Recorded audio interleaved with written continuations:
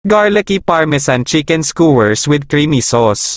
To start, let's prepare a generous amount of finely minced garlic, at pagkatapos, ihalong ito sa pan na may kasamang naturunaw na butter, and add chili flakes and freshly chopped parsley. Ituloy lang ang panghalo, then introduce the decadent embrace of Parmesan cheese, allowing those flavors to mingle and dance, then set it aside for culinary magic.